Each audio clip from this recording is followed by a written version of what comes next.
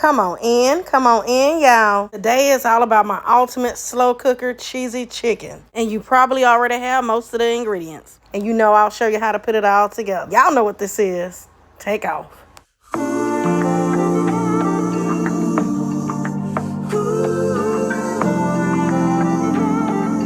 Easy and delicious recipe, not a lot of ingredients. I have some chicken breasts that I butterflied. You've been eating your favorite marinara sauce. I'll be adding in onions, bell peppers, that's optional, some garlic, and I'll be using mozzarella and Parmesan cheese. And you can always use your favorite cheese.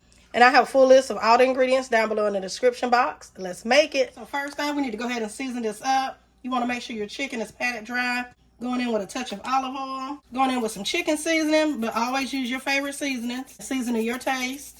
Onion powder and some garlic powder and some all-purpose. Now you want to come in and give this a good mix. Make sure your seasonings are nice and coated on each piece. Once you have your chicken nice and coated, you head over to your slow cooker. Go ahead and spread out.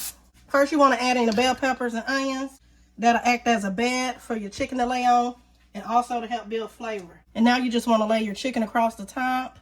You can slightly overlap them, but you don't want to overlap them too much.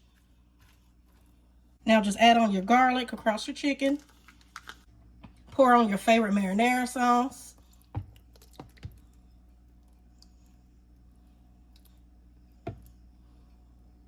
Now I like to add on just a touch of Italian seasoning and some crushed red pepper.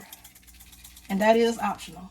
Now all that's left to do is go ahead and pop your lid on. Now depending on the thickness of your chicken breast, some slow cookers run a little hot, some will run a little slower. You can do low for about 3 to 4 hours or on high for 2 to 3 hours. Don't guess, test it out. Internal temp needs to reach 165. Now once your chicken is ready, you can go ahead and add on your cheese. And I'm using Parmesan and mozzarella. Once you have your cheese on, go ahead and pop the lid back on. You just want to let this cook until the cheese is melted, about 5 to 10 minutes. And here it is, y'all. The house smells amazing.